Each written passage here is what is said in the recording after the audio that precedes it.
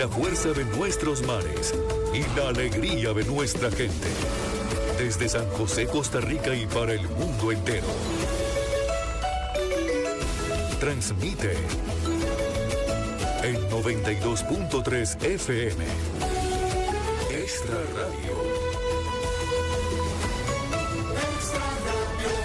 Una emisora del Grupo Extra. No existe una sola verdad. Hay muchos puntos de vista. Y ellos los exponen todos. En Extra Radio comienza En Contexto. Buenos días.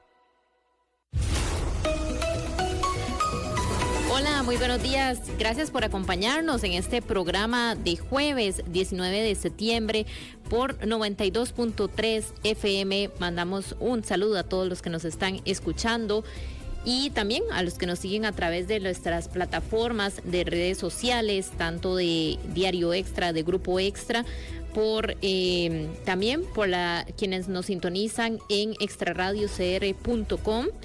Estaremos aquí durante esta hora y 30 conversando sobre temas importantes a nivel nacional que nos atañen y de momento vamos a hacer un repaso por esas noticias de última hora que tenemos para el día de hoy.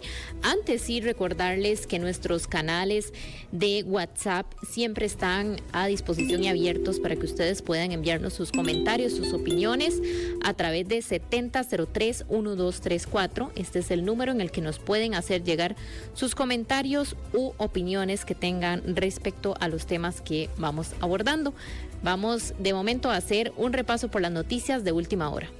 En Contexto por Extra Radio.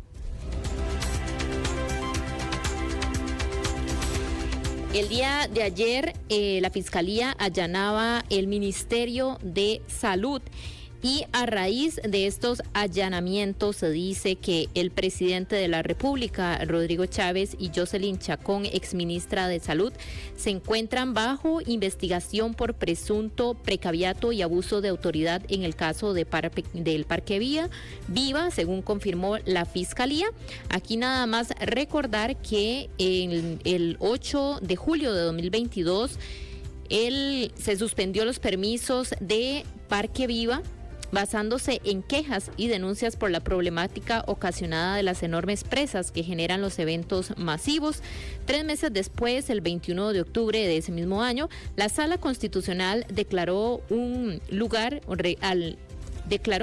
un recurso de amparo que interpuso un grupo de periodistas del diario La Nación en contra del presidente Rodrigo Chávez y la ministra de Salud de ese entonces, que era Jocelyn Chacón. Se dice por violentar la libertad de expresión al clausurar o cerrar las operaciones de Parque Viva, que según decía este medio de comunicación es parte importante de sus fuentes de ingreso. Tenemos un audio sobre lo que dice tanto el fiscal, lo que dice la respuesta que da la actual ministra de Salud, Mari Bonive, y también lo que comenta el presidente de la República. Pero vamos a empezar con lo que dijo el fiscal. Lo que se va a secuestrar, primero que todo, son comunicaciones electrónicas, me refiero a correos electrónicos, resoluciones y cualquier documentación que tenga que ver con el cierre del Parque Viva. Se espera que el allanamiento está dado simplemente para el día de hoy. Se podría extender si no terminamos la diligencia el día de hoy. ¿Y se está realizando, fiscal, en otras instituciones o solo acá en el Ministerio de Salud? Ahorita solo en el Ministerio de Salud, y nos queda la oficina de Alajuela por realizar la diligencia de allanamiento. Carlos, por abuso de poder, en este caso, en el momento del cierre del Parque Viva, ¿es por ahí que anda la investigación? Sí, podría, por lo menos los delitos que estamos investigando es abuso de autoridad. Este es un procedimiento especial, es diferente a los ordinarios, y en estos casos no se indaga a las personas acusadas. Simplemente, si nosotros consideramos posteriormente que existe prueba para formular una acusación, se va a remitir la misma a la sala tercera, y ella se encarga de continuar con el procedimiento. No existe una indagatoria como si lo existen los procedimientos ordinarios. ¿Cómo funciona? Exactamente. En Contexto por Extra Radio. También vemos lo que dijo la ministra de Salud, Mari Bunive, a recordar que aunque ella no estuvo cuando se realizaron estos procedimientos o este cierre del Parque Viva, actualmente también se le pide una declaración sobre lo que opina sobre este allanamiento que se realizó en el Ministerio de Salud. El allanamiento perfectamente se puede denotar de lo que dijo el señor presidente. Es una investigación acerca de las actuaciones del Parque Viva y punto. Ahí yo no tengo nivel en el entierro porque eso pasó muchísimo antes de que yo llegara. Lo que sí es el despliegue que hicieron hoy, que perfectamente lo pueden hacer, pero que a mí me indigna como costarricense y como una persona que fue 2 veces a sentarse a hablar directamente con el fiscal general, en donde dije, por favor, no me haga perder la fe en el Poder Judicial, de que no se haga lo mismo con cosas más sensibles, por lo menos desde mi perspectiva. Yo no sé si a los demás les importa estas poblaciones vulnerables, pero para mí es particularmente sensible. En Contexto por Extra Radio. Bueno, esas son las declaraciones que daba la ministra. Y también tenemos, bueno, parte de lo que dijo el presidente, ya lo vamos a tener en unos segundos, pero aquí para también hacer un contexto sobre el abuso o lo que se le está investigando, que es el presunto abuso de autoridad. Este delito solo aplica para funcionarios públicos cuando abusan de su cargo, ya sea por una ordenanza en ejecución que realice un acto arbitrario en perjuicio de los derechos de cualquier persona. Tenemos lo que dijo el presidente también y vamos a escucharlo. Mensaje importante del señor presidente de la República. Vean la diferencia. Hoy allanaron el Ministerio de Salud, el fiscal general, porque el fiscal general le dijo a la Sala Tercera, que es la Sala Suprema de la materia penal, que yo, Rodrigo Chávez, había creado una especie de sindicato criminal. Eso es lo que hizo don Carlos Díaz en su argumentación ante la Sala Tercera para cerrar el Parque Viva.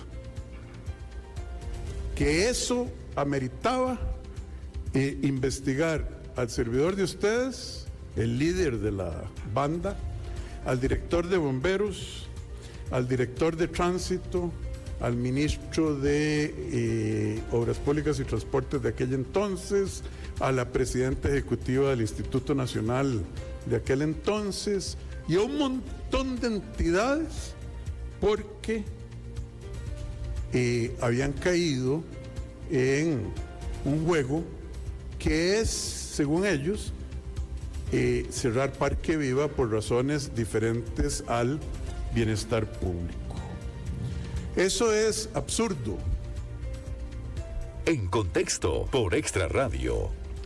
Bueno, es parte de las versiones que se tienen, la última del presidente de la República, Rodrigo Chávez, sobre esta investigación que se lleva a cabo. Recordar que data del 2022 cuando se ordena, valga la redundancia, una orden sanitaria para cerrar el Parque Viva. Por un lado, el gobierno alegando las quejas y denuncias de la problemática ocasionada por presas, y por el lado del grupo del medio de comunicación La Nación, reclaman la libertad de expresión al cerrar este parque que era importante para su financiamiento y su sostenimiento como medio de comunicación. Todavía sigue generando bastante polémica. Buenos días, Aarón. Esto creo que todavía, a pesar de que fue en el 2022, ha tenido bastante trascendencia. Buenos días, primero que todo, a todos los que nos ven, a todos los que nos escuchan a través de 92.3. Buenos días. A mí lo que me genera cierto grado de, si me permitís el término, de sospecha, es que el día que allanan el Ministerio de Salud por lo de Parque Viva, posteriormente se emitan una serie de comentarios sobre CONAPAM, sobre una persona fallecida, no sé, me genera como cierto ruido que en el mismo día, 2 horas después de que se haga un allanamiento, salga el presidente a decir, y la ministra Munive, es que pasó esto, falleció una persona, yo me fui a reunir con el fiscal general, no hicieron nada, pero en este caso sí, actúan rápido. En el caso de Parque Viva sí le apuraron, aceleraron el proceso, pero en los otros no. No sé, a mí, yo no voy a entrar a comentar por el fondo el tema de Parque Viva, pero a mí sí me genera un poco como de ruido, incluso hasta de sospecha, de que ese mismo día, 2 horas después, pues simplemente salgan lanzando acusaciones, precisamente porque les allanan el Ministerio de Salud. No sé, a mí me genera como un poquito de ruido, no sé a vos, Rita. Sí, yo creo que obviamente en estos temas uno siempre, las autoridades tratan de cómo evadir la atención sobre temas que están ahí. Yo creo que un allanamiento siempre cuando se trata de ministerios o de, bien, lo decíamos, funcionarios públicos, siempre es relevante porque estamos hablando de nuestros representantes y administración. Y yo sé, y a pesar de que el gobierno dice que no es así, que como lo decía Rodrigo Chávez, que lo acusan de liderar una junta para conspirar en contra del medio de comunicación y tal, yo creo que aquí yo rescato el pronunciamiento de la Sala Cuarta y creo que es uno de parte de nuestro sistema, ¿verdad? Todo tiene que pegarse a la legalidad. De frenos y contrapesos, la Sala Constitucional pues siempre ha tenido un papel histórico e importante en cuanto se trata de defender los derechos humanos y en este caso la libertad de expresión. Fue contundente. Entonces, para eso creo que tenemos, y por dicha hoy en día todavía esta separación de poderes que pueden decir, bueno, aquí el Poder Ejecutivo se equivocó. Sí. Bueno, es un tema que todavía está en la picota. Y bueno, tenemos más noticias. Aarón. Vamos a ver, les vamos a contar una de la página que aparece en la página 2 de Diario Extra. Les cuento una historia.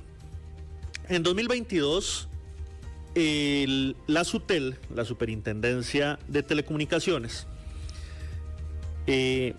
invirtió más de 58 millones de dólares. Ojo, invirtió más de 58 millones de dólares la SUTEL para comprar computadoras. ¿Ok? ¿Vamos bien hasta ahí, Rita? Vamos bien. Ok, esas computadoras se las dieron al MEP. Ok, SUTEL compra las computadoras, 86,000, se las da al MEP. ¿Para qué? Para que esas computadoras llegaran a los estudiantes en vulnerabilidad, a estudiantes de todo el país que no tenían acceso a una computadora, que no tenían acceso a internet. El plan va bien hasta ahí, ¿verdad? Suena muy bonito. Sí. Ok, excelente. ¿Qué pasó? Pues, ¿qué es lo que pasa? Que esas computadoras, 2 años después, hay más de 44,000 computadoras que están embodegadas, que están engavetadas, que nunca llegaron a los estudiantes. 44,000 computadoras que no llegaron a los estudiantes que tenían que utilizarlas.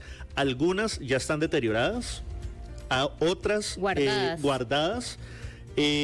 Unas están en cajones, otras ya no funcionan o ya no prenden del todo. Otras están siendo utilizadas por administrativos o profesores. ¿Pero por qué? O sea, ¿cuál es el porqué de que sigan ahí? O sea, bueno, sabemos que hay una necesidad de tecnología y tal vez no hablando solo de la gran área metropolitana, ¿verdad? Claro. Desplazándonos a zonas donde es más complejo el uso de la tecnología. Bueno, ayer empezamos esta noticia surge a raíz de una denuncia que nos da a conocer la diputada Joana Obando, que ella la da a conocer en el plenario legislativo. Y pues bueno, ¿qué acontece? Estas 44,000 computadoras que nunca llegaron a manos de los estudiantes, se empiezan a hacer indagaciones y están en los centros educativos. ¿Qué es lo que pasa? Están en las bodegas de los colegios y de las escuelas. Algunas están utilizándose por los profesores, otras ni siquiera las han sacado. ¿Y por qué no las sacan, Rita? Porque los profesores, los directores dicen, es que no tenemos protocolos. El MEP no nos ha dicho cómo utilizarlas, el MEP no nos ha dicho eso iba a preguntar, qué hacer. ¿Qué lineamientos había antes de que se compraran de cómo se iban a distribuir o cómo se iban a utilizar o cuál era el protocolo para empezar a implementar? Documentos de SUTEL que nosotros tuvimos acceso dicen que, es más, lo voy a leer textual, que el uso de los equipos donados fue asumido por los directores y que no hay una estandarización para el uso de los equipos. Es decir, Cada colegio, cada director decide cómo los usa, cómo no los usa. Y el tema es que no es una bicoca, como se dice popularmente. O sea, son 58 millones de dólares que se compraron en equipos y 44,000 están engavetados. Nunca llegaron a los chiquitines. Aquí nos dice un oyente, ¿quién es el responsable de esto? O sea, ¿quién ahora debería asumir esto? Que estas computadoras, porque ya no sabemos siquiera si van a funcionar o no. Sin duda alguna es el Ministerio de Educación Pública. Nosotros hicimos la consulta a Sutel y le dijimos, Sutel, a ver, usted compró las máquinas. ¿Qué pasó? Sutel nos dice, bueno, nosotros en efecto compramos las máquinas, pero el encargado de distribuirlas, de utilizarlas, de activarlas, es el Ministerio de Educación. Nosotros hicimos la consulta ayer en horas de la tarde al MEP, para no ser mezquinos. Hicimos la pregunta al MEP y le dijimos, MEP, ¿qué dice? Queremos una reacción de ustedes. Y nos dijeron, estamos tramitando la consulta. ¿Ok? Hasta este momento, hasta las 10:18 de la mañana en todo el país, el MEP no ha contestado dónde están 44,000 computadoras. Rafita y compañeros de cabina, no se saben dónde, se perdieron 44,000 computadoras y no saben dónde están. O sea, 44,000 con un valor de 58 millones de dólares. O sea, es que no es que se está perdiendo un menudo. O sea, son 58 millones de dólares que se invirtieron y están embodegadas, engavetadas, llevando agua, y algunas no funcionan. Y esas computadoras tenían que ser para los niños, para las niñas, adolescentes, escolares y personas que estuvieran en las aulas. Ese es el problema.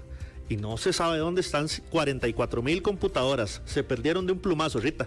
No, es que yo creo que es bastante polémico esto, si se quiere, porque, Aarón, es que justamente hablamos de eso, de los desafíos de la tecnología y de cómo país nos integramos y nos tenemos que ir integrando. Y creo que se ha hablado mucho de la brecha digital que hay. Es cierto que mientras algunos cantones, algunas provincias tienen ventaja respecto a los centros educativos, tienen todos los acondicionamientos y equipos para brindarles a los estudiantes acceso a la tecnología, otros no tienen ni siquiera un equipo de computación. Pero entonces vienen y hablan, y ahí voy a ponerme mal. Vienen y hablan de reducir la brecha de tecnología, y sale el presidente de la República diciendo, es que vamos a tener 5G en Guanacaste. Por Dios, en Guanacaste a duras penas entra el 3G. ¿Es cierto o no, mi querido amigo Cris, que en Guanacaste es complejo el tema del internet? Es bastante complejo, nos dice Cris. Entonces salen y compran 44,000 no voy a ser impreciso. Compran 86,000. De 86,000 que compraron, 44,000 no se sabe dónde están, no las están usando, es más, no han sido activadas. Entonces sale el presidente diciendo, es que vamos a tener 5G en Guanacaste, vamos a tener 5G en Limón. ¿Para qué vamos a tener 5G con 44,000 computadoras guardadas? Bueno, si ni siquiera tenemos los equipos para avanzar en esa tecnología. Es más, los tenemos, pero están guardados, es que es el colmo todavía. Es más, en los informes de Sutel periódicamente hacía revisiones para ver cómo les iba yendo con los equipos, para ver si funcionaban, si no funcionaban, si los estaban usando, porque al fin y al cabo Sutel dice, bueno, se van a comprar estos equipos, veamos a ver cómo le va yendo a las escuelas. O sea, Sutel hizo el trabajo, no hay que ser mezquino. Sutel hizo revisiones periódicas de cómo iban haciéndose los trabajos. Bueno, ¿sabe qué pasó, Rita? ¿Qué pasó? En algunos casos, Sutel iba a fiscalizar ciertas escuelas y decían, en esta escuela no hay infraestructura, no hay internet aquí. Claro, es que por eso, empezar por las cosas más básicas que no tienen esos. Ok, les dimos las computadoras a los chiquitos, pero aquí no hay buena infraestructura. Le dimos, 20 computadoras a 20 niños de este centro educativo y aquí no pega el internet. Por ejemplo, dieron unas en Upala y ahí no había infraestructura educativa. Entonces, el responsable de estas 44,000 computadoras es el MEP. Bueno, de las 86,000 en realidad. 42,000 se entregaron. Y sabrá Dios si se están utilizando. Y sabrá Dios si las están utilizando los niños. Porque los mismos informes de Sutel dicen que algunas las están utilizando los administrativos. Es decir, directores, profesores. No se cumplió el fin determinado. Entonces, bueno, Si alguien sabe de esas 44,000 computadoras, que nos avise. No, a mí me parece, Aaron, que aquí tocamos un tema que incluso va más allá, que es que ya ni siquiera es solo de tener un equipo, es que vea el rezago, el nivel de rezago, donde hay centros educativos en los que ni siquiera las condiciones mínimas, que es la señal. Sí, o sea, el punto es, el MEP a esta hora, 10:22, no nos ha dicho, o no le ha dicho al país, dónde están 44,000 computadoras. O sea, es que no es cualquier carajada, y si me permiten el término coloquial. En agosto, ya para cerrar este tema, Rita, porque creo que tenemos que pasar a otras noticias, la ministra dijo que iba a hacer inventario en agosto de 2023. O sea, el tema viene desde el año pasado y le dicen, ministra, se le perdieron 44,000 computadoras. Es que es hasta un mal chiste.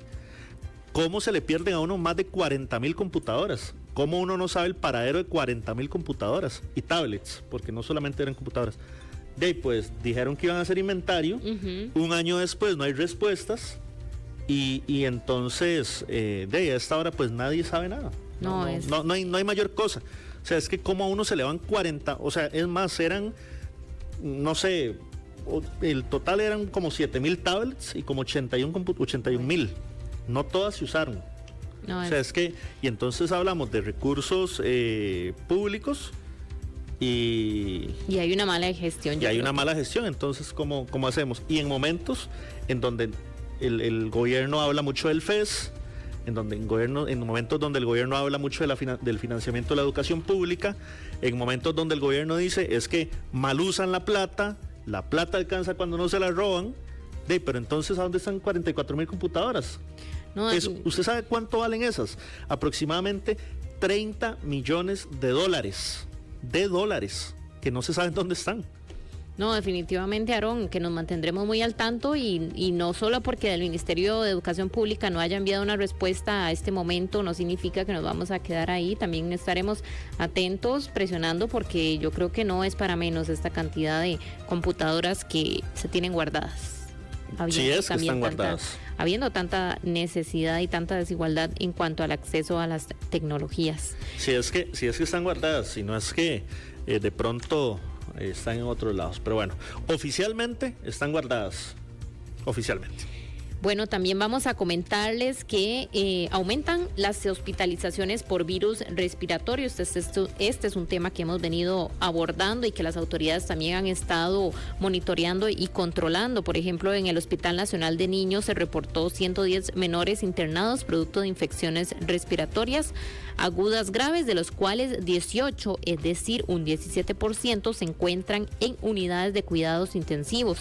Y desde el 7 de septiembre esta situación viene en alza, ya que en una semana se pasó de 125 pacientes hospitalizados a 154. Creo que este es un llamado que siguen haciendo también las autoridades de salud a tener mucho cuidado, a completar los esquemas de vacunación y tener siempre esta prevención para esta época lluviosa. Ojalá que estos lugares o salones de cuidados intensivos, pues lo ideal sería que no colapsen, ¿verdad? Que que las personas podamos cuidarnos para no llegar a estos puntos. Completamente. Bueno, y en una última noticia, 10:26 de la mañana, también recordar, 7003-1234, 7003-1234, ahí sonó la campanilla, 7003-1234, por si quieren comentar algunos de esos temas y el tema de fondo que vamos a tener en minutos. También si saben dónde están las computadoras, por favor, que nos manden ahí mensajes. Si alguna la ven caminando en la calle, por favor que nos avisen.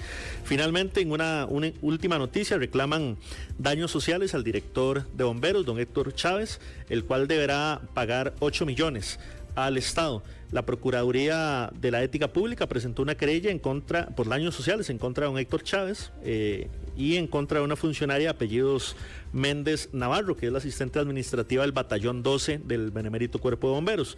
¿Por qué se da este reclamo, esta querella? Porque a Chávez se le investiga por presunto peculado, que es la utilización de fondos públicos en beneficio propio.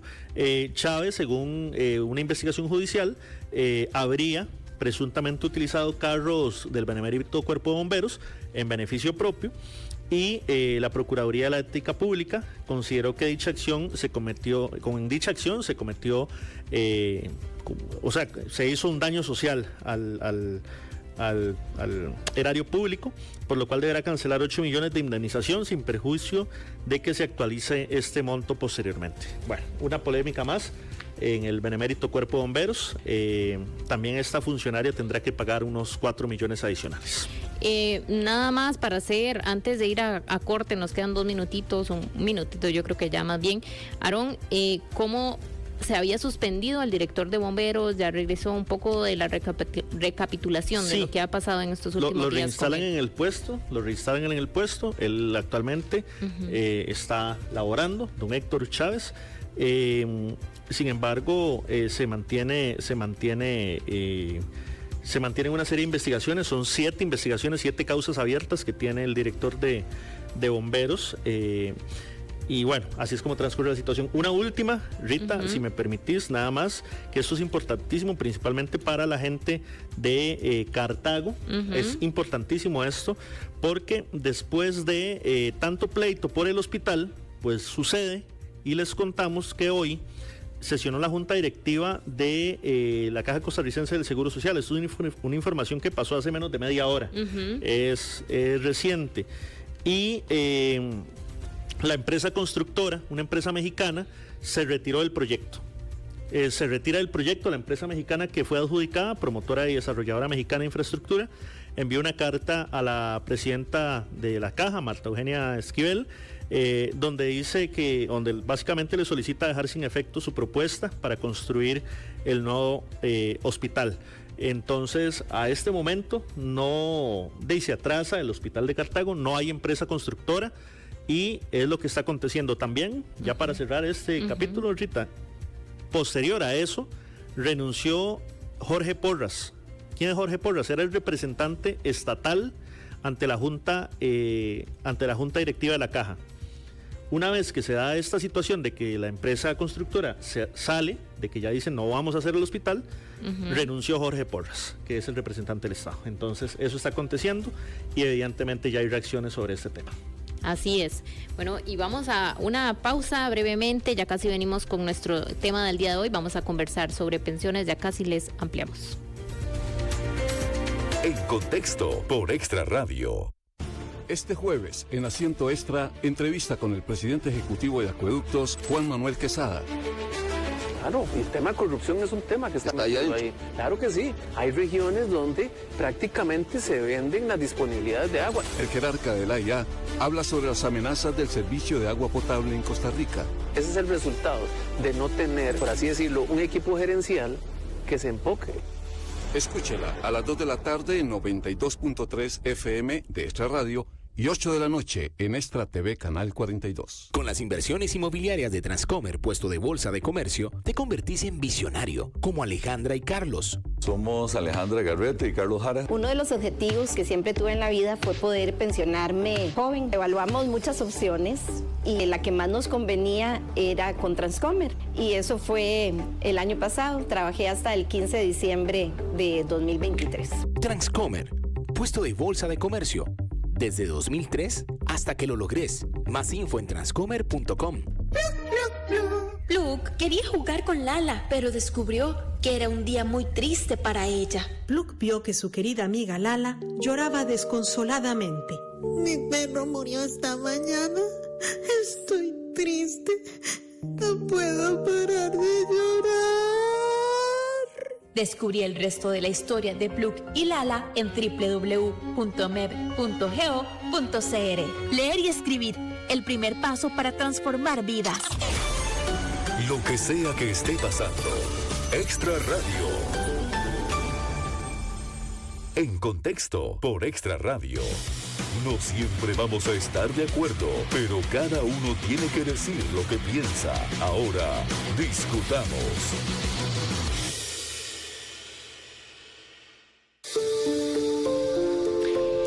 Bueno, les comentábamos antes del corte que vamos a abordar el tema de pensiones. Es un tema que está siempre constantemente en la mesa, en la discusión. tanto por lo que sucede ahora, por la preocupación del futuro, de lo que pueda pasar no muy lejano en unos 20 años con nuestros regímenes de pensiones.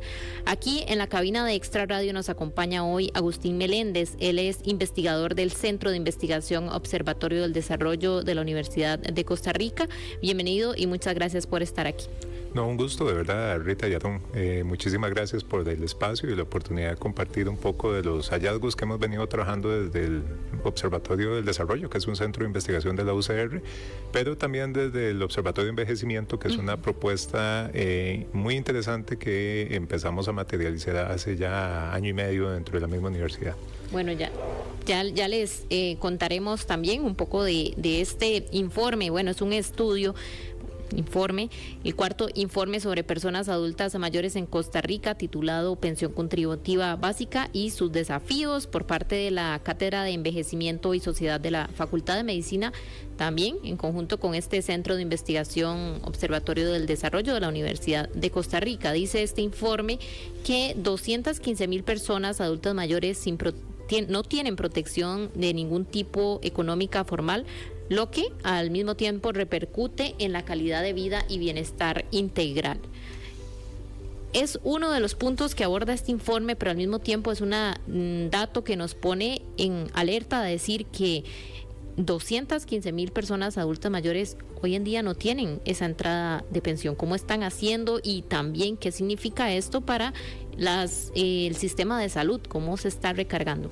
Sí, hay que tener en cuenta, digamos, varias premisas dentro de este cuarto informe, en el cual nos enfocamos, obviamente, en analizar el Sistema Nacional de Pensiones en sus 4 pilares y cuáles eran los diferentes compromisos o características que tienen estos 4 pilares. Recordemos que el sistema de pensiones está enfocado en la pensión contributiva básica, en la complementaria obligatoria, en la complementaria voluntaria y en la no contributiva. Y dentro de cada una de ellas, las personas pueden estar, digamos, distribuidas o asociadas. En alianza con JUPEMA y con la Caja Costarricense de Seguro Social, nos dimos a la tarea de no enfocar este informe desde una óptica actuarial, sino desde una óptica más de caracterización y propositiva. Hay varios informes actuariales, de hecho la semana pasada salió uno, o a principios de esta semana, también haciendo la reflexión de al 2047 qué va a pasar, ¿verdad?, si no se toman las acciones del caso. Desde el observatorio lo que nosotros hicimos fue tratar de analizar cuántos son, cómo son, dónde están, qué características tienen, y obviamente eso nos empezó a generar ciertas alarmas dentro del sistema de qué pasa con estas 215,000 personas, que, para explicarle a los que nos están escuchando, no es que no necesariamente no tengan, digamos, algún beneficio, algún soporte, digamos, eso es parte de lo que hay que investigar. Puede que inclusive estas personas del todo no requieran una pensión, pero pueden otras que sí, y yo llamo mucho la reflexión de lo que los usuarios de carretera o del transporte público vemos en muchas esquinas, que es el tema del adulto mayor, digamos, que está trabajando, que se ve en la necesidad de trabajar o de pedir limosna. Digamos, esa es una cifra que todavía es una cifra más complicada de analizar, puesto que no reciben ayuda del todo, ¿verdad? Son personas que tal vez, digamos, nunca cotizaron, nunca dieron la oportunidad de cotizar y que ahora se enfrentan a una vejez un poco diferente. Y eso tiene que ver también con el tema de las pensiones del régimen no contributivo, que son 85,000 colones que eventualmente sirven de ayuda. No quiere decir que no vengan a solventar algunas necesidades, pero que aún así no alcanzan en función del costo de la vida, en función de pagar un apartamento, de tener, digamos, acceso oportuno a ciertos medicamentos o demás. Entonces, cuando nosotros hacemos este balance, nos llama a la reflexión realmente de los diferentes esfuerzos que hay que hacer para poder garantizar un sistema, digamos, que permita una vejez saludable. Hace poco estábamos compartiendo en un foro de gerontología y geriatría, en donde uno de los conceptos es, bueno, cómo llegamos a una vejez saludable. Y una de las partes que tiene que ver con eso es en la inversión que nosotros podamos hacer en edades tempranas, no solo en el tema de salud, digamos, personal, sino en salud financiera. Uno de los hallazgos que también encontramos es la parte de la informalidad, que esto no es un hallazgo nuevo. Hay un alto sector de la población económicamente activa que se está, digamos, que no está aportando, pongámoslo así, en términos concretos al sistema social, y eso eventualmente va a generar repercusiones asociadas al tema de la transición demográfica. ¿Y esto qué quiere decir con transición demográfica? El país está envejeciendo y el fenómeno del envejecimiento implica que va a haber una mayor presión en los sistemas de salud en los próximos años. Y si no hay una base que aporte, ¿eso qué quiere decir? Que trabaje y que genere, digamos, algún aporte al sistema financiero, también va a generar, digamos, un desbalance.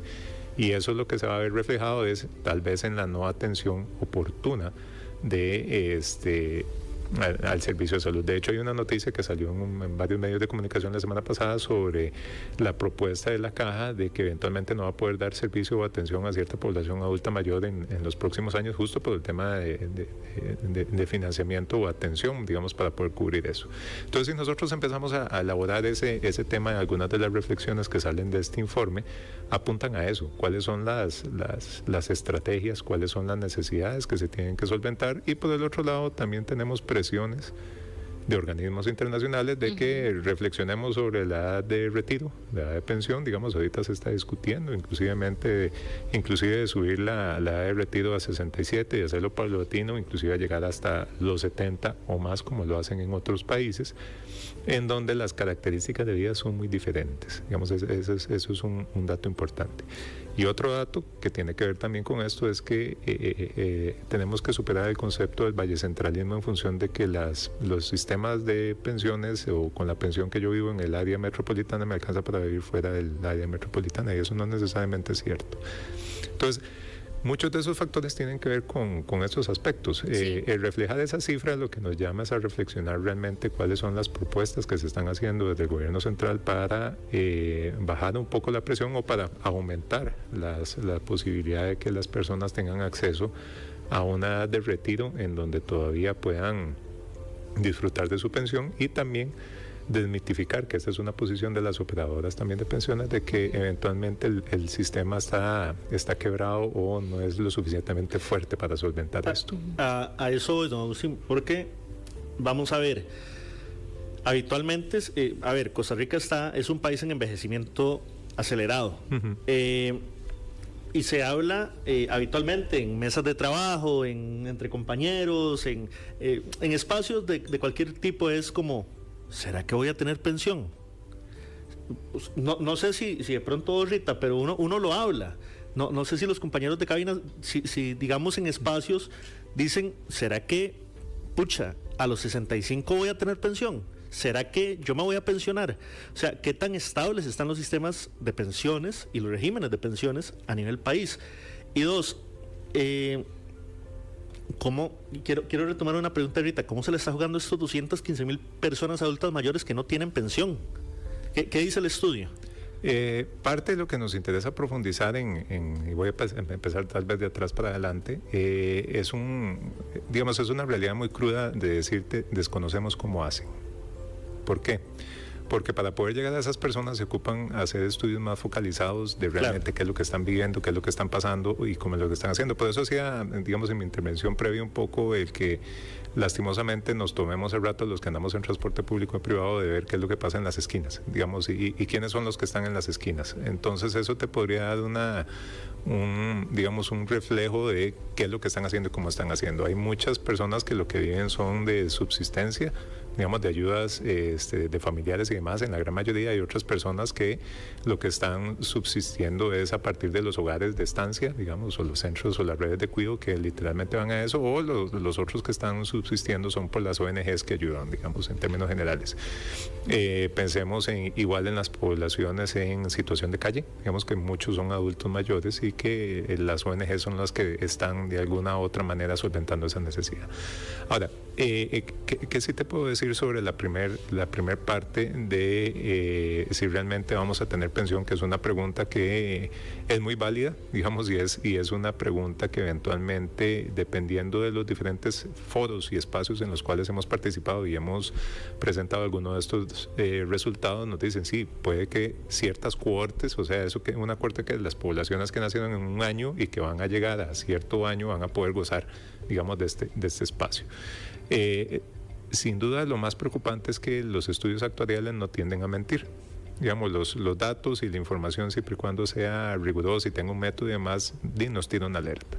Y muchos de los estudios actuariales, y no solo los internos, sino también los de la OCDE, digamos que son estudios ya más digamos, de carácter macro, nos ponen ciertas fechas. Digamos, en algún momento se indicó que en el 2015 el sistema iba a quebrar, que iba a colapsar, y todavía estamos en 2024 y sigue funcionando, ¿verdad? Entonces son también formas en las cuales se aborda y se comunica. Sin duda puede que exista un punto de inflexión, y ese punto de inflexión implica que la base, digamos, cotizante no va a alcanzar para mantener a toda la otra parte, ¿verdad? Y eso sí ya es un problema estructural que, si no se atiende con tiempo, sí va a generar impactos en materializar de que tal vez no llegue a disfrutar la pensión y tenga que seguir trabajando más, ¿verdad? Es decir, a este día no podemos garantizar que tengamos una pensión garantizada para cuando lleguemos a los 65. No lo podemos garantizar. Yo podría decir que ciertas cohortes poblacionales puede que tengan un reto importante. Digamos, la garantía no va a depender de muchos factores, porque al fin y al cabo, digamos, implica recaudación, implica otro montón, digamos, de aspectos, en donde digamos, la forma de abordar la información o los estudios es lo que nos va a garantizar tener una certeza. Ahorita, digamos, y esto es un tema muy, muy personal, no institucional, digamos, me separo de esta siguiente afirmación. Es complicado el escenario para poder decir que a los 65 vamos a poder disfrutar de una pensión inmediata. Claro. Lo que los estudios nos están diciendo es que es muy probable tengamos que extendernos a los 68, a los 69, a los 70, principalmente por dos razones. Puede que a los 65 sí podamos tener una pensión, el tema es cuál es el monto que vamos a tener acceso, que es diferente. Sí. Digamos, el Estado nos puede decir, sí, perfectamente, te puedes pensionar a los 65, pero te vas a ir con un 50% de tu salario, con un 40% de tu salario, con un 30%. Entonces, digamos, el acto material de pensionarse puede que siga presente. Sí. El asunto es si a nivel de costo de vida y a nivel de la razón beneficio nos da para seguir eso, o mejor prefiero seguir trabajando 5 o 6 años más para garantizarme eso.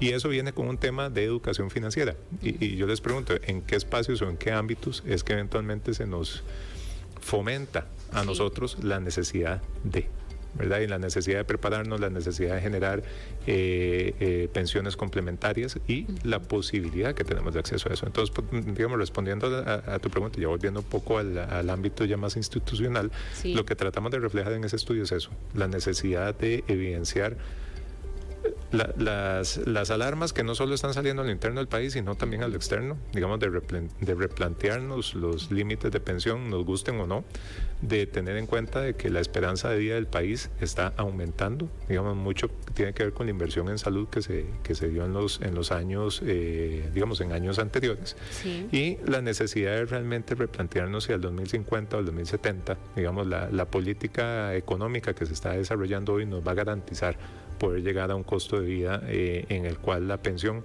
cualquiera que sea el monto, no sea lo suficientemente atractiva para decir sí, vale la pena pensionarme o mejor sigo laborando, que al fin y al cabo es una decisión personal.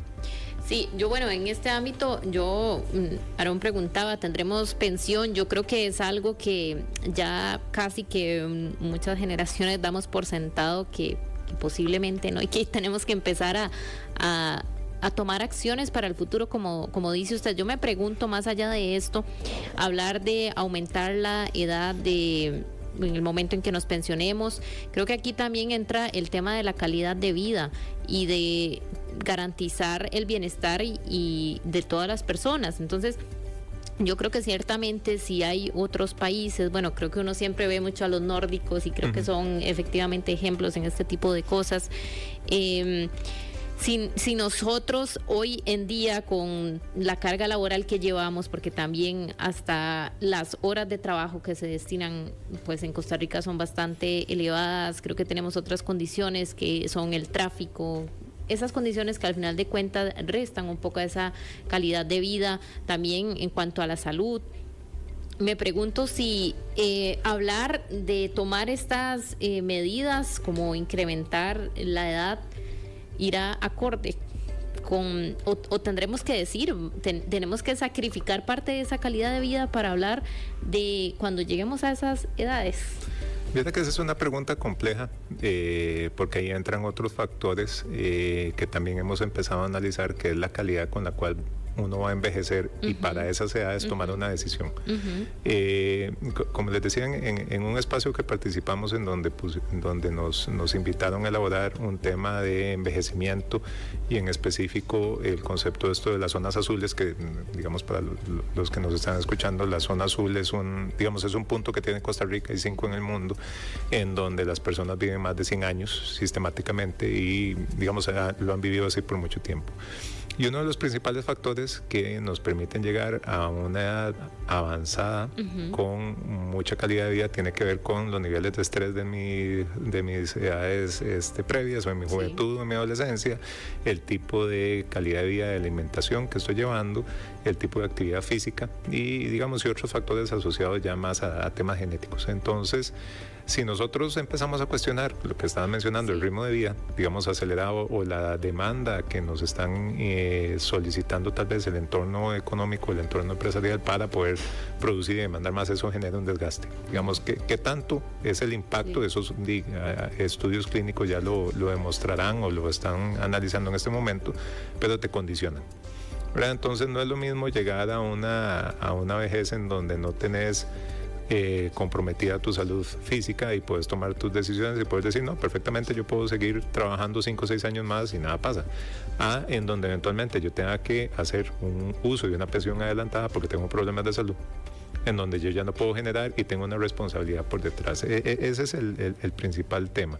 Y el a veces compararnos con los países europeos o nórdicos tiene ciertas implicaciones un poco complejas de elaborar. ¿Por qué? Claro.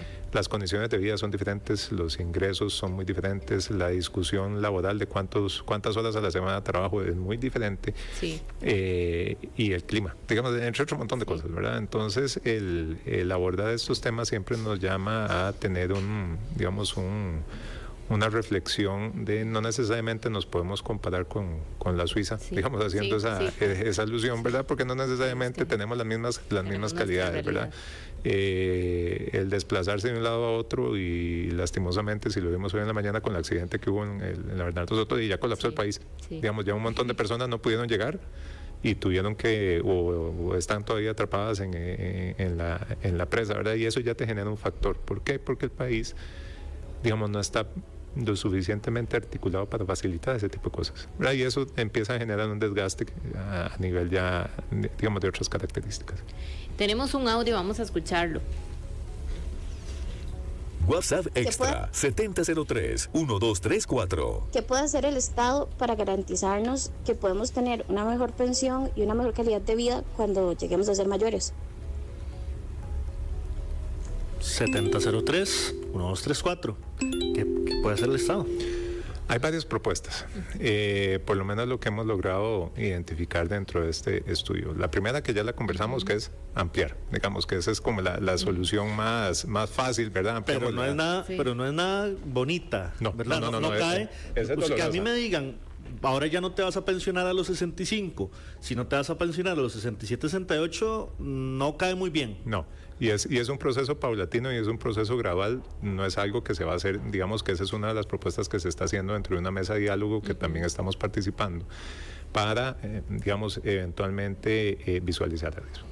La otra es cómo el país puede ser más flexible con la informalidad y tratar de capturar ese porcentaje de personas informales que a partir, digamos, del estudio, por ejemplo, de la encuesta continua de empleo, digamos, en el 2023 había cerca de un 19%, digamos que es más o menos 425,000 personas que no cotizan para ningún régimen obligatorio de pensiones. ¿Eso qué quiere decir? Hay un porcentaje todavía muy alto que obviamente tiene ingresos, digamos, que trabaja, que tiene otras actividades, pero que no está cotizando. Inclusive el concepto de que pueden ser personas que tienen sus contratos fuera del país, digamos, y que no tienen necesariamente un vínculo directo. Entonces, los esfuerzos ya más específicos para capturar a esas personas es algo que eventualmente se tiene que digamos, que considerar. Otro concepto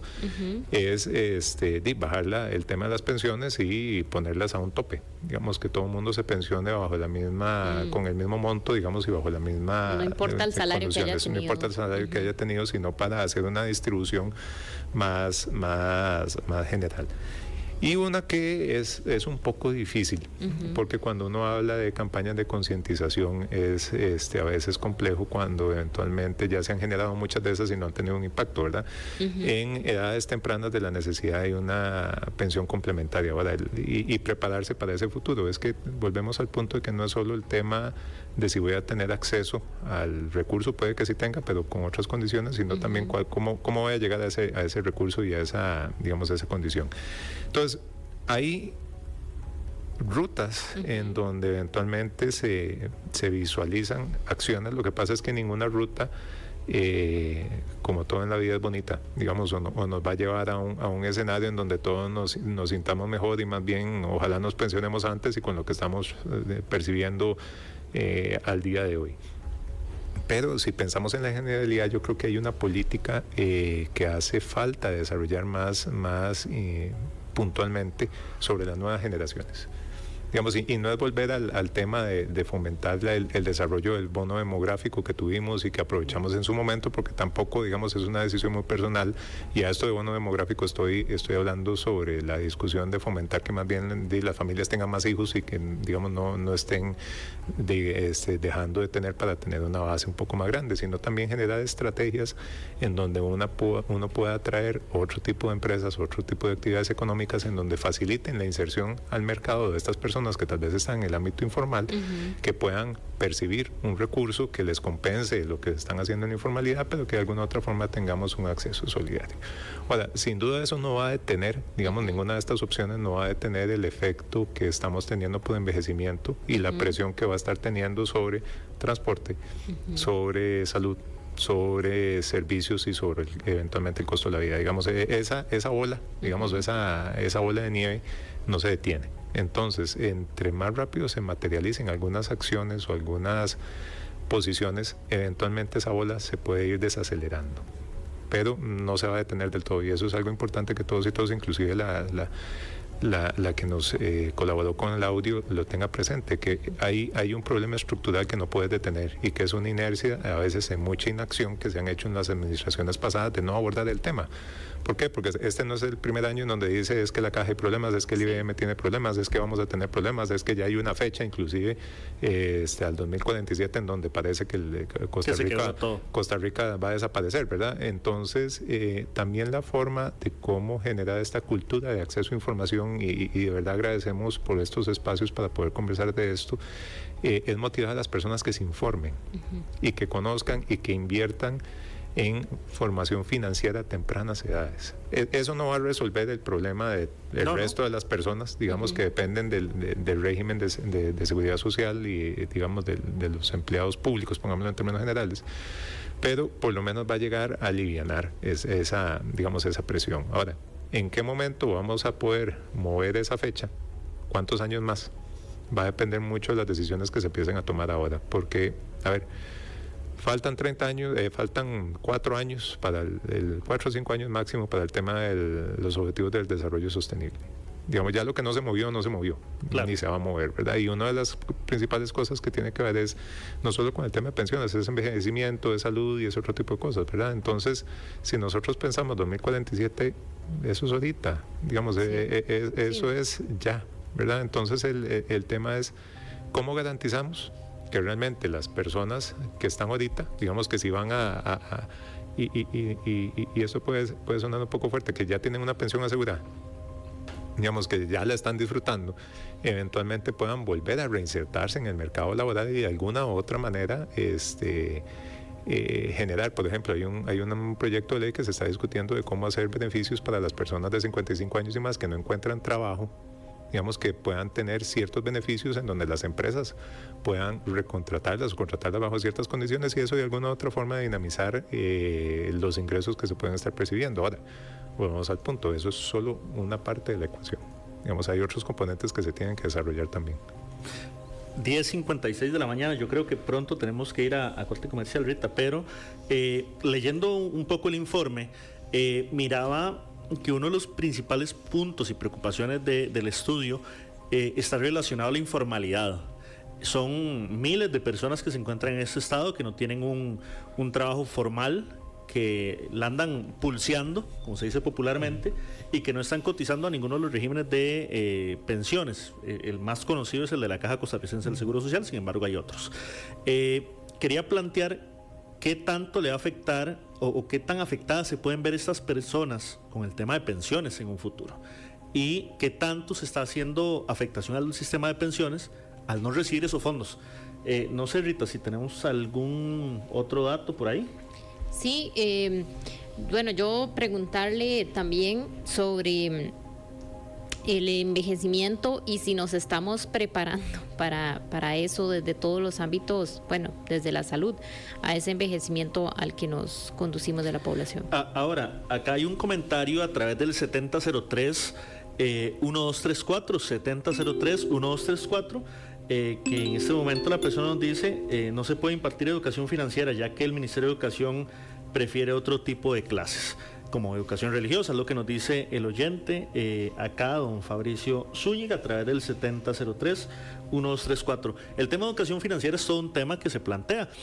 Tal como usted lo mencionaba, pues no va a venir a solucionar el tema de pensiones. Sin embargo, me gustaría ampliar sobre el tema de educación financiera, sobre el tema de informalidad y sobre el tema que plantea doña Rita Valverde.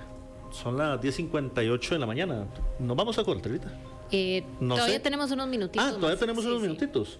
Bueno, hablemos de educación financiera y pensiones. Creo que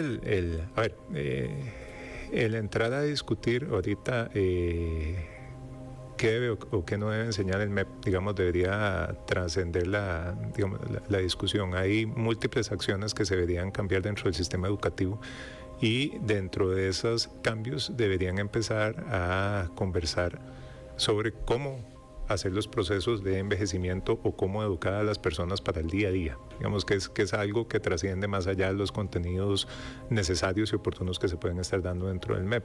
Pero los temas financieros generalmente llegan a muy tarde en la vida del ciclo de vida de las personas. Digamos, si bien es cierto, nos enseñan cuánto equivale las compras, qué podemos comprar y qué podemos no comprar, pero no necesariamente estos temas con un lenguaje sencillo, con un lenguaje claro, se les enseña o se les educa a las personas en secundaria, en primaria o en otros espacios educativos que podamos tener. Y se ve como un tema muy lejano. Es igual que el envejecimiento. El envejecimiento tiene esa particularidad de que se ha tratado como aquella etapa en la vida en la cual tal vez yo voy a dejar de servir. Y lo pongo en esos términos porque esa es mucho, digamos, la carga social que tienen cuando las personas se acercan a la edad de retiro. De que ya después de eso parece que la vida cambió y ya no es productivo, sino que ya es, perdón que lo ponga en estos temas, como un chunche que está adornando algo. Y la cosa no es así, ¿verdad? El trasfondo no necesariamente nos llega a eso.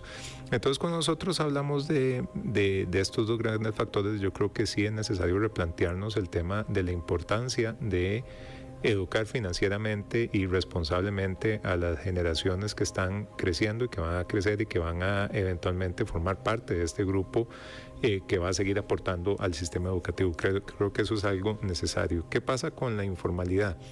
La informalidad es un tema en donde el INEC, que es una de las fuentes que nosotros ocupamos para poder estimar esto, nos dice que son personas en las cuales se pagan por especie, se paga una única vez, son personas que ayudan sin necesariamente una remuneración, cuenta propia o con empresas no constituidas en sociedad, o sea que no están registralmente formadas, y que eventualmente son empleadas ocasionales, ¿verdad? Que eso es que implica ahí que me contratan 1 o 2 veces a la semana, al mes. Chambear. Es chambear. Las famosas chambas. Que es el tema que no sigue una estructura. Ahora, el formalizar a esas personas tiene que tener, digamos, un concepto claro.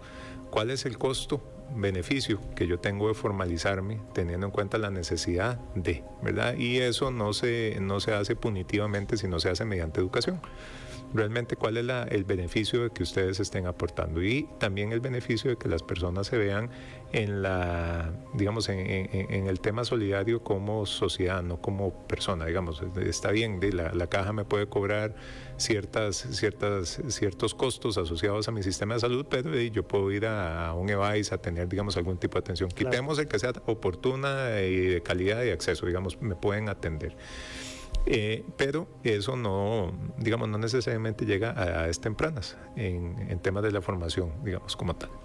Ahora, las propuestas para disminuir la formalidad o la informalidad, son muchas en función de políticas de subsidios o políticas de beneficios, o eventualmente que se les trate con una, digamos, con una característica diferente para fomentar, digamos, que las personas se registren, digamos, en los diferentes sistemas de pensiones y eventualmente empiecen a cotizar, pero eso también implica un entender de que el arroz y frijoles me tiene que alcanzar para también aportar al sistema de seguridad social, ¿verdad? Entonces, cuando eventualmente ustedes hacen una caracterización y en la gran balanza de las cosas esa relación no da, yo prefiero el arroz y los frijoles que aportar al sistema de seguridad social como tal, ¿verdad? Y eso es lo que se tiene que invertir, y esos son los beneficios que se tienen que eventualmente dar y las formas en las cuales se tiene que, cambiar la estructura del país. Sin duda, el acceso, digamos, a este mecanismo pasa también por evidenciar mediante estos estudios la necesidad de esa discusión y la necesidad de que no se politice, digamos, no se vuelva, digamos, un tema de pulso el hacer una u otra acción, sino que ya es un tema de país que se tiene que atender, igual como el de la violencia, igual como el de los asesinatos, que es un tema de país, no es un tema, digamos, de una región, un ámbito en específico, sino también entender de que la vulnerabilidad que yo estoy teniendo en estos momentos, digamos, se me va a agravar conforme yo vaya avanzando en edad.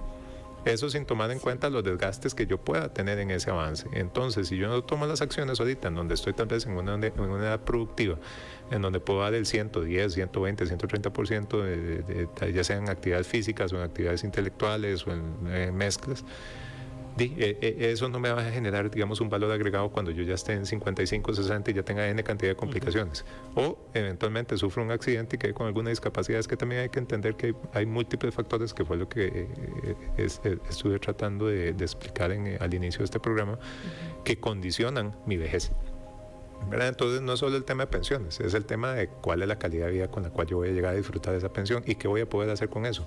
Y si a eso le sumamos que hay un escenario, digamos, un poco pesimista, pongámoslo así, al día de hoy, en función de que nos están bombardeando de que no nos vamos a pensionar, en función de que el costo de la vida es muy alto, en función de que el sistema está colapsado en todos los sistemas, digamos, cuesta mucho ver hacia adelante con una lupa muy positiva, con optimismo, ¿verdad? Cuesta mucho, pero eso no quiere decir que no se pueda hacer, digamos, esa es la reflexión.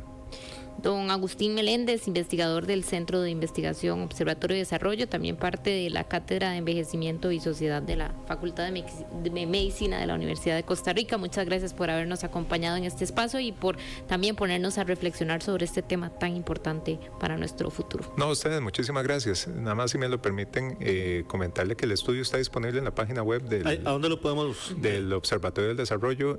Ustedes pueden buscar en cualquier navegador Centro de Investigación Observatorio del Desarrollo, ahí les va a salir la página, ingresan y ahí va a estar disponible en las primeras pestañas que se está visualizando, y comentarles que a lo largo de este próximo año vamos a seguir realizando algunos estudios y profundizando. Les adelanto que el próximo informe va a tener, que esperamos lanzar a mediados de noviembre, tiene que ver con el tema de envejecimiento y zonas azules, y el próximo año nos vamos a focalizar en el envejecimiento de las personas con síndrome de Down en Costa Rica, que es todo un proceso muy diferente, que no se ha hablado mucho, digamos, en el envejecimiento en personas con con alguna situación de discapacidad y queremos abordarlo en este tema, en el síndrome de Down, no solo por la cantidad de personas que representan, andan en el orden de las 7.500, 8.000 personas en esta condición en el país. Sí, es considerable el número. Sí, sino también en cuáles son las acciones que se tienen que hacer, porque las situaciones son muy diferentes. Entonces, invitarles a los que nos están escuchando y siguiendo esta transmisión a que esos estudios los vamos a estar realizando en lo que queda del año, el próximo año, y agradecerles de verdad mucho por este espacio y la posibilidad de poner un tema. Y también estudios anteriores están dentro de la misma página. Sí, todos los otros estudios, nada más brevemente, uno que tiene que ver con cuánta es la población adulta mayor, otro que tiene que ver con qué hacen, digamos, el tema de esparcimiento y demás, otro que tiene que ver con enfermedades que padecen, y este de pensiones, que es el último que acabamos de lanzar. ¿Dónde lo podemos buscar nuevamente? En la página del Observatorio del Desarrollo, buscan Centro de Investigación Observatorio del Desarrollo en cualquier navegador, y literalmente en la página principal están los 4 estudios previos. 11:07 de la mañana, vamos a un corte, ya casi regresamos. Muchas gracias. A usted. En Contexto, por Extra Radio. Para entender el mundo en el que vivimos, no hay como escuchar a los que saben. Y con nuestros invitados vamos a llegar al fondo de los temas más importantes para todos. De lunes a viernes entrevistamos para usted a los protagonistas de la actualidad, desde las 2 de la tarde. Asiento Extra, solo por Extra Radio. Con las inversiones inmobiliarias de Transcomer, puesto de bolsa de comercio, te convertís en visionario, como Don Wilser. Mi nombre es Wilser Davis. Desde que yo comencé a trabajar con él, con Transcomer, me ha facilitado lograr ciertos objetivos en la vida. Dentro de esos objetivos, también gracias mi casa propia. Si me preguntan si podría recomendar a Transcomer, de mi parte yo no lo doy. Yo no tengo nada de impacto a eso. Transcomer, puesto de bolsa de comercio, desde 2003 hasta que lo logres. Más info en transcomer.com. Hace poco, Luke se miró al espejo, tomándose el tiempo para hacerlo detalladamente. Con paciencia y gran interés, pasó largo rato viendo su pelo parado, sus ojos un poco saltones y sus dientes un tanto torcidos. ¿Qué crees que pasa por la cabeza de Plug? Sumergite en esta historia en www.med.go.cr.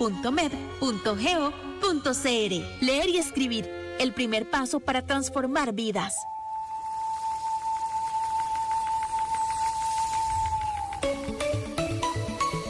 Con la imponencia de nuestros bosques y la esperanza de nuestra gente. Desde San José, Costa Rica, y para el mundo entero. Transmite en 92.3 FM. Extra Radio. Una emisora del Grupo Extra. En Contexto, por Extra Radio.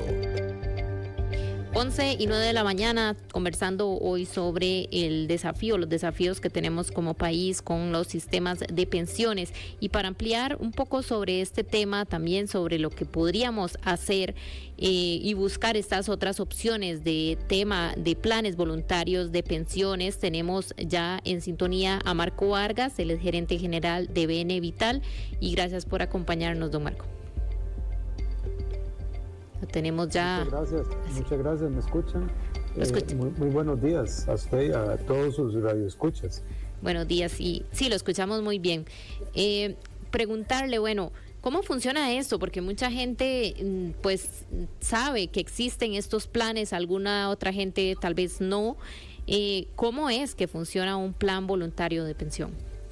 Bueno, sí, esa es una pregunta muy importante porque vamos a ver ahora que escuchaba al señor director con ese estudio tan importante sobre todo el tema, lo que se viene dando en los sistemas de que lo que llamamos primer pilar o regímenes básicos.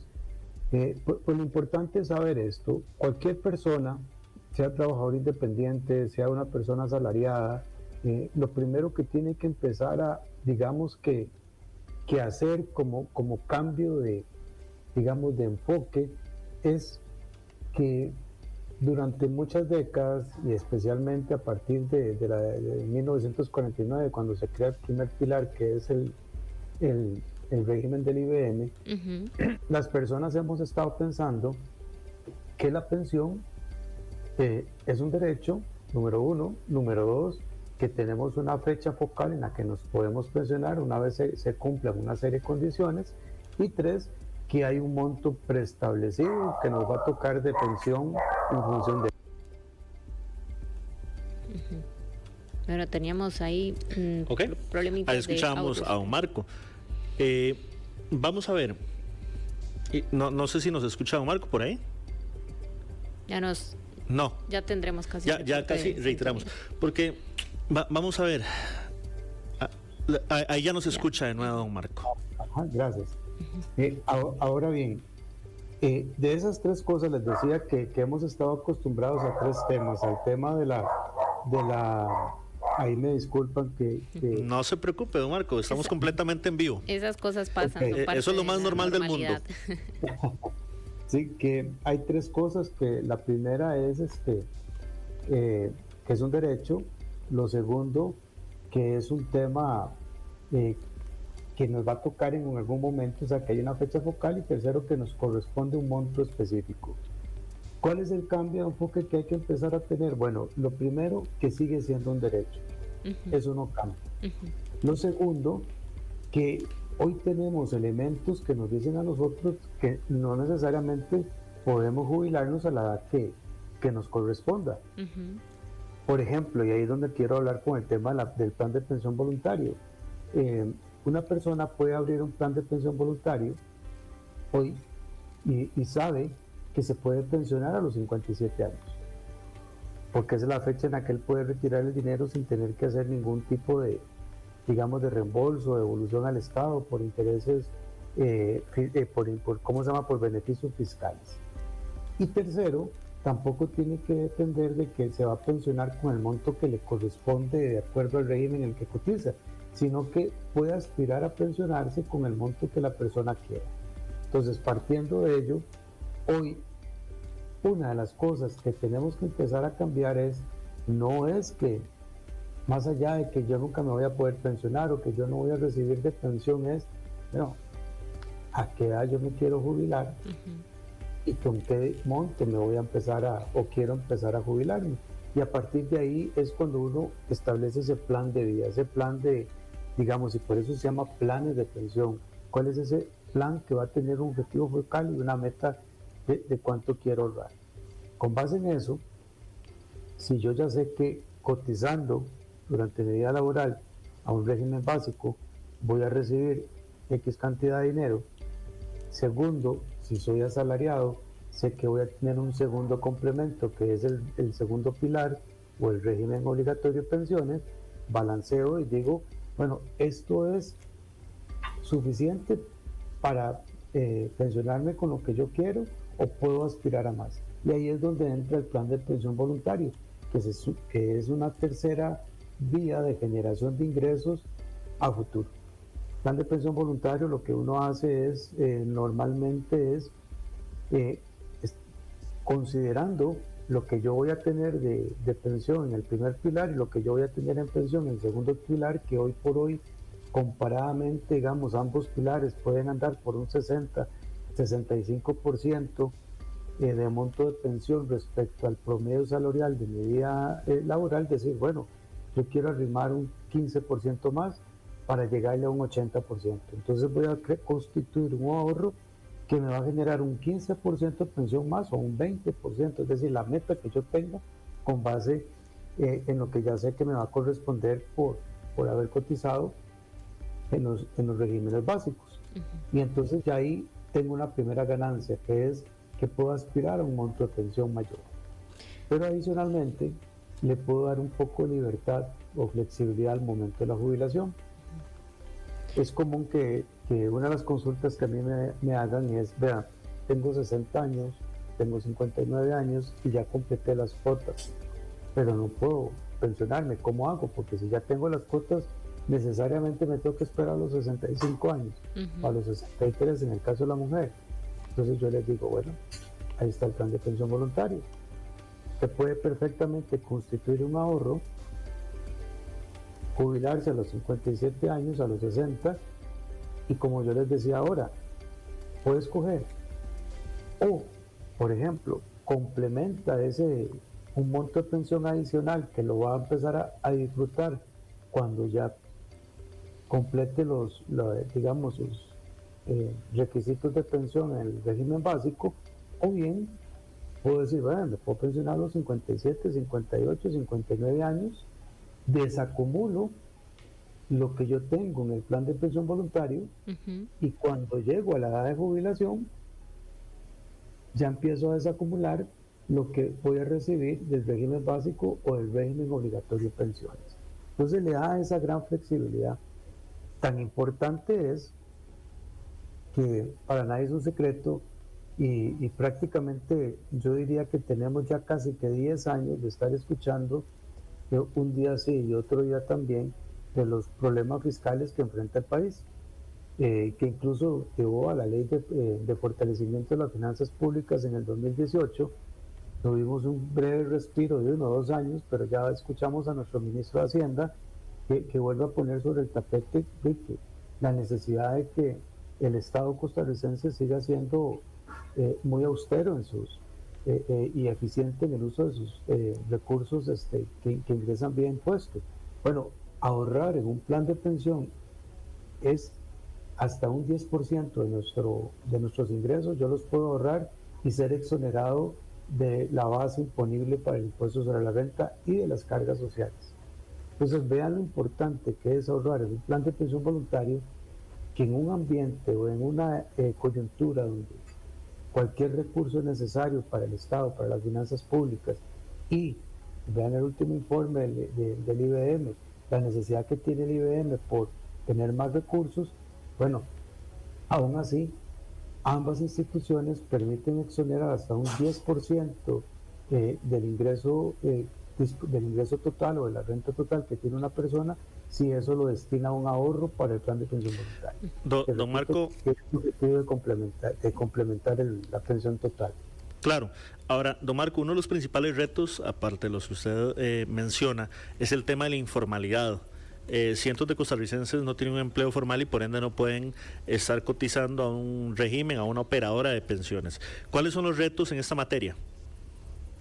Bueno, yo creo que los retos más importantes, y ahí es donde este plan que acabamos de hablar, el plan de pensión voluntario, es prácticamente entonces el único instrumento de ahorro hecho especialmente para capitalizar y poder proveer esa pensión específica. Entonces, ¿cuál es el reto que tenemos en esta materia? Yo diría que hay uno inmediato y que es urgente, que como industria tenemos que hacer, es poder divulgar más este tipo de planes, y yo celebro muchísimo que ustedes como medio lo estén haciendo, porque eso le va a llegar a muchísimos costarricenses y muchísimas costarricenses, y van a poder tomar nota de esa situación, ¿verdad? Y eso lo que le da es un instrumento para empezar a poder tomar control de su vida y de su condición, y poder aspirar como cualquier costarricense a ello. Pero también hay otro reto, y es, no puede ser que más del 50% de la fuerza productiva de este país esté en la informalidad. Eso lo que quiere decir es que el sistema formal, por la forma en que está constituido, por la forma en la que están establecidas las cargas, no es lo suficientemente atractivo para poder incorporar a esta gente. Imagínense qué pasaría si de ese 52, 53% que hoy, de la población económicamente activa que hoy está en informalidad, estuviera por lo menos un 15, un 20%, se hubiera podido ya incorporar, digamos, dentro de la parte de los sistemas de contribución básica. Le puedo asegurar que con solo eso, ningún régimen básico de pensión estaría enfrentando algún tipo de problema. Pues también hay un problema raíz, y es que la estructura formal del empleo en nuestro país no está respondiendo a las necesidades, sea por un tema de costo, pero también tiene que ver con un tema de cómo se están creando los distintos empleos en nuestro país. Así es que hay todo vamos a ver, ya no está solo la divulgación, que podamos dar nosotros de este instrumento para que cada quien pueda, digamos, apropiarse de su plan de pensión. Y cuando hablo de su plan de pensión, eso es su plan de vida, sino también que está todo ese tema en materia de empleo, en materia de código de trabajo, en materia legal, en materia de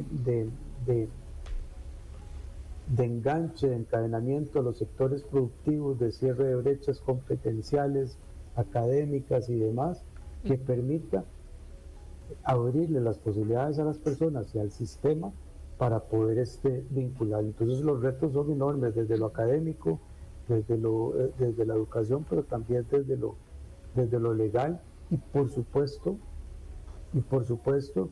desde esa nueva reconformación que tiene que darse en el contrato social de nuestro país, ¿verdad? Porque para nadie es un secreto que el mundo avanza hacia procesos más automatizados, más robotizados, y cada vez suben más las probabilidades de que más costarricenses estemos en riesgo de quedar desenganchados de esa parte formal. Bueno, esa estructura digamos, de contrato social también es un gran reto que tenemos por delante. Don Marco, así es, creo que es un reto, como usted bien lo menciona, y este tema, bueno, pues siempre es muy importante, y yo creo que aquí queda la invitación de una vez para tener una segunda sesión y contarle un poquito más también, ampliar. Lastimosamente se nos agota el tiempo, pero creo que es información muy importante que le podremos brindar a nuestros oyentes. Hay que buscar alternativas para los costarricenses en esta materia de pensiones. Muchísimas gracias por habernos acompañado, don Marco Vargas, gerente general de BN Vital. Muchas gracias. Hasta luego. Pase buen día. Gracias. Y hablando de temas del país, iba a decir hablando de temas de pensiones, pero no voy a decir temas de pensiones, sino temas país y temas de noticias. Tenemos a don Paulo Ulloa. ¿Cómo están? Buenos días. ¿Cuánto te falta a vos para pensionarte? Solamente unos 15 años. Ah, mira. Solamente. Bueno. Sí, no varía en la edad. Bueno, puede ser que la suban. Puede ser, es muy probable que aunque ya... sí, habían hablado de una opción de hace muchos años de llegar a 67, no, ni siquiera a 65, a 67. Así que, bueno, vamos a esperar a ver qué pasa. Así es. ¿Qué tenemos hoy en las noticias, don Paul? Hoy una de las noticias más importantes va a ser y es la decisión que toma la empresa constructora del Hospital de Cartago de hacerse a un lado, y esto provocará varios escenarios que la caja debe decidir si adjudica, lo que no creo, la construcción a la segunda empresa. No creo.